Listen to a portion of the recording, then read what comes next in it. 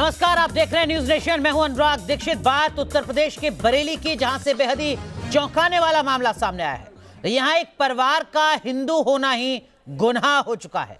इस परिवार को धर्म बदलने के लिए धमकाया गया। न मानने पर कट्टरपंथियों ने परिवार का जीना मुश्किल कर दिया। ये पीड़ित परिवार हमारे साथ जुड़ेगा। ये पीड़ित परिवार हमारे साथ जुड़ चुका है। हम आपको बता दें कि धर्मांतरण की धमकी के पीछे कौन है, ये हम इस पीड़ित परिवार से जानेंगे, लेकिन उससे पहले आपको एक रिपोर्ट दिखाते हैं। ना सब्जी, दूध, पानी, मुझे जरूरत की कोई भी चीज ना मिले तो हमें देख देख के गालियां भी देती हैं और कहते हैं यहाँ से इनको भगा दो, इनको रहन ना देंगे यहाँ।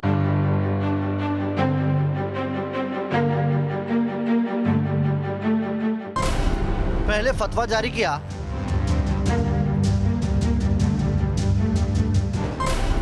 फिर समाज में हुक्का पानी बंद, घर जलाने तक की धमकी दी। बरेली के परसौना गांव से बेहद ही चौंकाने वाला मामला सामने आया, जहां कट्टरपंथियों ने गांव में रह रहे एकमात्र हिंदू परिवार पर धर्म परिवर्तन का दबाव बनाया, जिसकी शर्त नहीं मानने पर पूरा परिवार अब उसकी कीमत चुका रहा है। घर से बाहर निकलना मुश्किल है। बच्चों के लिए दूध और दवा का भी इंतजाम करना चुनौती बन गया है।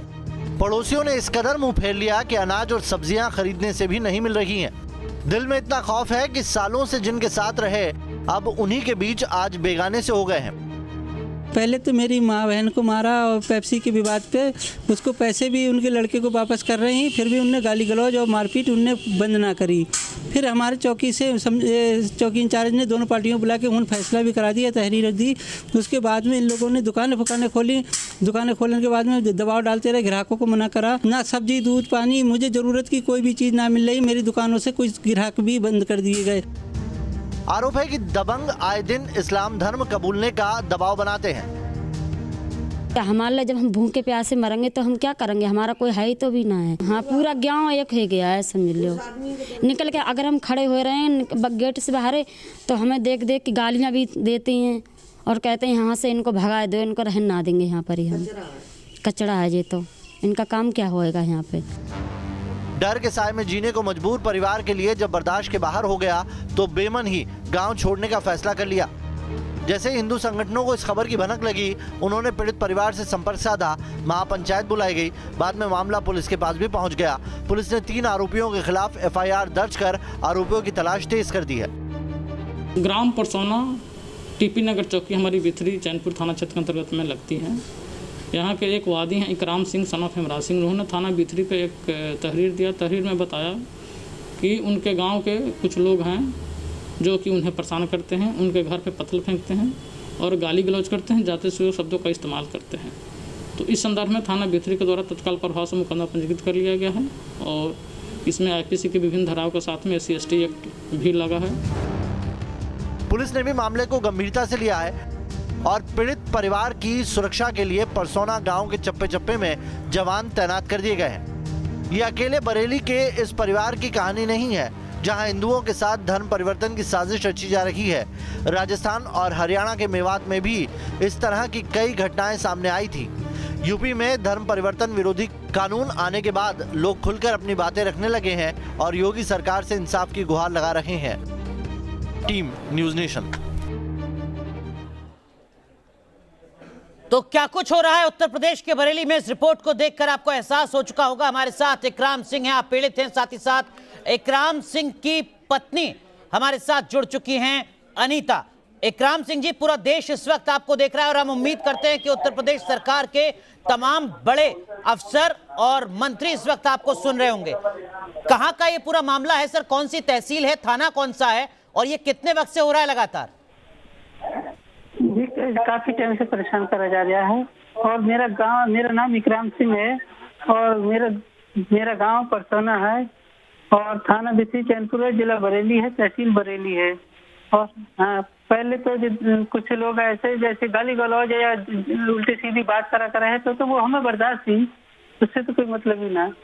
और तो उसके बाद में एक बार क्या बोलना है, जैसे मेरे भाई कहीं नौकरी कर रहा तो उसको क्या, अरे मुसलमान हिंदू को नौकरी को रख रहे हो, मुसलमान को रखो नौकरी पे, जैसे ऐसे प्राइवेट ऐसे गांव में कर रहा है।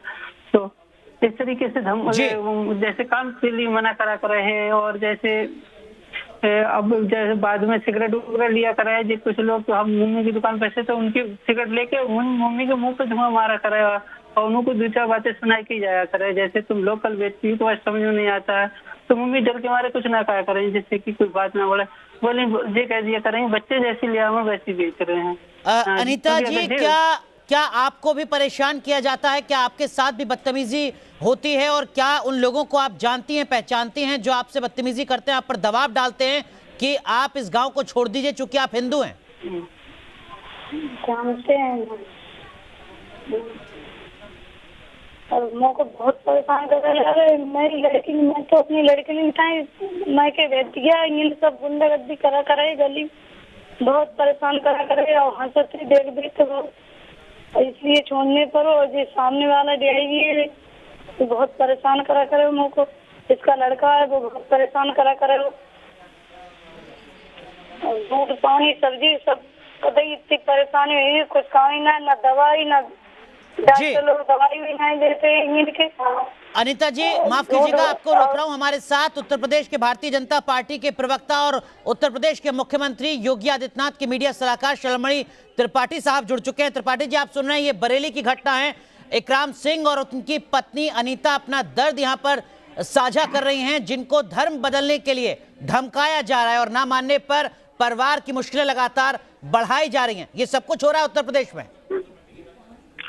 नहीं, आपको साधुवाद की आप घटना को लेकर सामने आए और मैं इस बात के लिए आश्वस्त करता हूं कि उत्तर प्रदेश में धर्मांतरण कराने वाले लोग, जबरिया डरा धमका कर एक धर्म से दूसरे धर्म में परिवर्तित कराने वाले लोग, इस तरह के लोगों के खिलाफ माननीय योगी आदित्यनाथ जी की सरकार लगातार कार्रवाई कर रही है।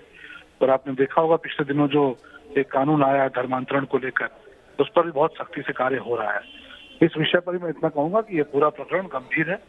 इस पूरे प्रकरण की जिला प्रशासन से इसकी रिपोर्ट मंगाकर जो भी सख्त से सख्त कार्रवाई हो सकती है वो कार्रवाई कराई जाएगी। किसी को डरने की आवश्यकता नहीं है, किसी को घबराने की आवश्यकता नहीं है। उत्तर प्रदेश के जो यशस्वी मुख्यमंत्री हैं उनके नेतृत्व में उत्तर प्रदेश में हर व्यक्ति को आजादी है कि वो अपने धर्म के मुताबिक, अपनी मान्यताओं के मुताबिक, अपनी धार्मिक परंपराओं के मुताबिक रह सके। और ऐसे में कोई अगर धर्म परिवर्तन कराने का प्रयास करता है, जबरदस्ती करता है, तो जो कड़ी से कड़ी धाराएं लग सकती हैं, जो कड़ी से कड़ी कार्रवाई हो सकती है, वो कार्रवाई की जाएगी। लेकिन शलभ जी, मैं पीड़ित परिवार से आपकी बात भी कराऊंगा, लेकिन उससे पहले सर, वो कौन लोग हो सकते हैं जो इस तरीके से दबाव बनाए एक शख्स पर, उसके धर्म को बदलने के लिए, उसके गांव को छोड़ने के लिए, उन पर कार्रवाई, और वो कार्रवाई करने वाला जो पूरा प्रशासनिक अमला है वो अब तक शांत क्यों? क्या ये रॉकेट साइंस है कि अपने जिले में, अपने तहसील में, अपने थाने में क्या कुछ हो रहा है ये थाना अधिकारी से लेकर एसएसपी को पता ही नहीं है? नहीं, मैंने कहा ना कि इसीलिए जिला प्रशासन से इसकी रिपोर्ट मंगाई जाएगी, क्या तथ्य है, पूरी घटना का कैसे क्या हुआ है। आप जो बात बता रहे हैं गंभीर है, अगर ये बात जैसे कि प्रकाश में आ रही है तो, और इसीलिए जिला प्रशासन से रिपोर्ट मंगाकर और जो लोग भी इसके लिए जिम्मेदार हैं, चाहे वो जिन्होंने लापरवाही की हो या जानबूझ के अवहेलना की हो, वो भी जांच के दायरे में आएंगे। और जो लोग डरा धमका कर या दबाव बनाकर धर्मांतरण कराने का प्रयास कर रहे हैं, वो सीधे तौर पर अपराध कर रहे हैं, गुनाह कर रहे हैं, उनके खिलाफ संगीन धाराओं में मामला दर्ज करके कार्रवाई की जाएगी। इकराम सिंह जी, सुना आपने। देखिए, शलभमणि त्रिपाठी को उत्तर प्रदेश के मुख्यमंत्री योगी आदित्यनाथ के मीडिया एडवाइजर हैं, जो भरोसा दिला रहे हैं कि जल्द से जल्द आपको इंसाफ मिलेगा। अपना दर्द कुछ आप साझा करना चाहें शलभमणि त्रिपाठी के साथ तो बता सकते हैं, सुन रहे हैं वो इस वक्त आपको। दर्द यही है, हमको दिक्कत है, जैसे यहाँ पे हमारा 3 भाई है, तो यहाँ पे हमको परेशानी ज्यादा है। तो क्या बोले, हमारे एक तो जान माल का खतरा है वहाँ पे, यहाँ पे, और ऊपर से क्या बोले हमें कोई सुविधा ना आए, तो इसलिए हमें थोड़ी दिक्कत ज्यादा है। और इसलिए हम चाह रहे हैं हमें सहूलियत मिले, आराम मिले, हमारे घर परिवार, हमारे बच्चे जो घर से बाहर हैं वो भी घर आ जाएं, और जो कोई परेशान ना करे, छेड़छाड़ी वगैरह इस तरीके से परेशानी ना आवे हमें। देखिए इकराम जी, मैं आपको आश्वस्त करता हूँ, उत्तर प्रदेश में माननीय मुख्यमंत्री जी लगातार इस पर कार्रवाई कर रहे हैं, इस तरह के लोगों के खिलाफ। ये घटना हम सबके प्रकाश में आई है और आप निश्चिंत रहिए, आपकी पूरी मदद होगी, पूरी सहायता होगी। इस पूरे प्रकरण की जांच कराएंगे, तथ्य उसके सामने लाए जाएंगे, और जो लोग भी जिन पे आप कह रहे हैं उनके खिलाफ निश्चित तौर पे कड़ी कार्रवाई होगी और आपकी पूरी सहायता होगी। इकराम जी, आप बता सकते हैं कि आपके उस गांव में कितने हिंदू परिवार हैं, और क्या कोई एक खास तबका है जो आपको परेशान करता है, एक परिवार है जो आपको परेशान करता है, या पूरा गांव जो आपके धर्म का नहीं है वो पूरा गांव आपको चिन्हित करता है, परेशान करता है? देखो, मेरा गांव तो मेरा घर तो अकेला है मुंडल क्षेत्र में। इतना मेरे 3 भाई हैं, मेरा एक ही घर है जी। इस घर में मैं अकेला, मैं और मेरा भाई रहा है, मेरी माँ रहा है, मेरी बीवी रहा है। मगर यहाँ पे परेशान मुझे ज्यादातर जैसे जो प्रधान घराने के हैं, प्रधान के मामा हैं, प्रधान के बहनोई हैं, प्रधान है, इन लोगों से ज्यादा परेशानी हो रही है। और जी हमें परेशानी का सबक जी बने हुए हैं, हर तरीके से दबाना सताना। कोई सुविधा हमें, सरकारी सुविधा तक ना मिल रही है, जिसके तो हकदार हैं हम। शलभ जी, नहीं, मैंने कहा निश्चित तौर पर ये गंभीर तथ्य है, जैसा कि इकराम जी बता रहे हैं, और इसकी पूरी सहायता होगी। ये भले ही अकेले रहते हो, धार्मिक तौर पर इनको लगता है कि वहाँ पर ये अकेले हैं, बाकी लोग दूसरे धर्म के हैं, तो उसमें कतई डरने, कहीं घबराने की आवश्यकता नहीं है। उत्तर प्रदेश में माननीय योगी जी की सरकार है और हम हर व्यक्ति के साथ खड़े हैं। जिसने भी गलत करने का प्रयास किया या जो भी गलत कर रहा है उसको उसकी करतूत का सामना करना पड़ेगा, उसको खामियाजा भुगतना पड़ेगा।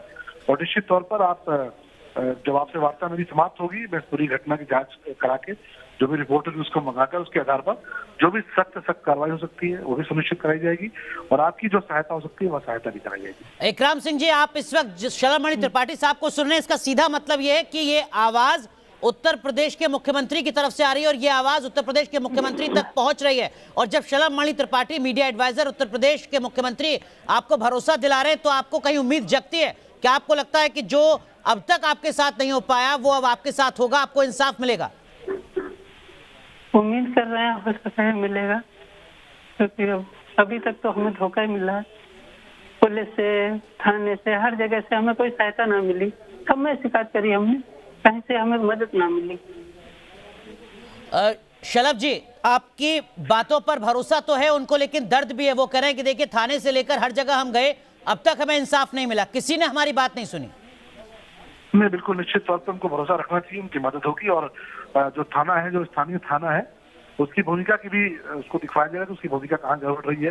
जैसा कि ये बता रहे हैं, इनको मदद नहीं मिली है, तो निश्चित तौर पर इस पूरी घटना की रिपोर्ट वहाँ डिस्ट्रिक्ट एडमिनिस्ट्रेशन से मंगाई जाएगी और उनकी पूरी सहायता कराई जाएगी।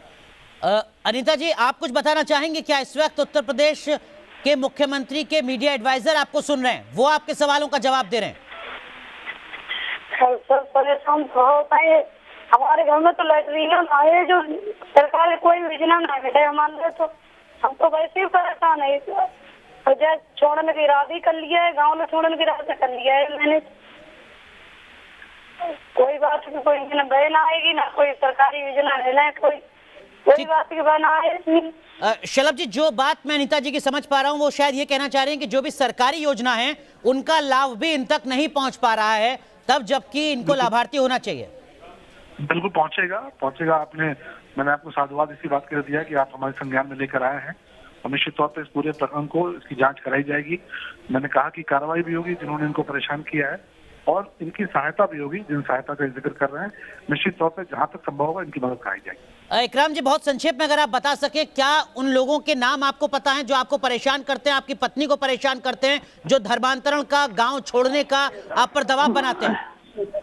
जी, प्रधान घराने के हैं, और इनके जो कुछ लोग जो डीआईजी अकीलुद्दीन है, जो अपने दरवाजे पे खड़ा कर रहे हैं लड़कों को बहुत, फिर हमारी गली में घूमते रहे हैं, तो वे लोग दिक्कत कर रहे हैं। जैसे हमारे बच्चे बाहर ना निकल सकते, बीवी बच्चे बाहर कहीं दिक्कत, जैसे दूसरे घर में लैट्रीन के लिए ना जा सकती, इस तरीके से परेशानी है हमको। और शलभ जी, बहुत संक्षेप में आखिर में आपसे सिर्फ ये समझना चाहूंगा, इकराम सिंह ने हिम्मत जुटाई है, न्यूज नेशन एक मंच बना है, उन्होंने आकर अपने दर्द को साझा किया है, क्या वाकई उनको इंसाफ मिलने जा रहा है? ऐसा तो नहीं है कि टीवी पर आने के बाद मुश्किलें और ज्यादा बढ़ जाए इकराम सिंह की? देखिए, मैंने कहा है कि इनकी पूरी बात सुनी है। अभी जो आपने तमाम तरह के मुद्दे उठाए हैं, इनसे वार्ता जो हुई है, इन पूरे मुद्दों को लेकर, इनकी सारी बातों को लेकर डिस्ट्रिक्ट एडमिनिस्ट्रेशन से रिपोर्ट मंगाई जाएगी, और तथ्यों के आधार पर जो भी संभव कार्रवाई हो सकती है कार्रवाई कराई जाएगी। इनकी सहायता की जहां तक बात है, वो सहायता इनकी कराई जाएगी। जो सरकारी योजना है उनका लाभ इनको मिलना चाहिए, वो लाभ इनको मिलेगा। बहुत बहुत शुक्रिया शलभमणि त्रिपाठी साहब, न्यूज नेशन के साथ जुड़ने के लिए बहुत बहुत शुक्रिया। इकराम सिंह जी, बहुत बहुत शुक्रिया। अनीता जी, उम्मीद करते हैं कि आपको इंसाफ जल्द से जल्द मिलेगा, आपको अपना धर्म बदलना नहीं पड़ेगा, आपको अपना गांव नहीं छोड़ना पड़ेगा, क्योंकि न्यूज नेशन ने आज इस मुद्दे को उठाया है। रुक रहे हैं यहां पर कुछ देर के लिए, आप बने रहिए न्यूज नेशन के साथ।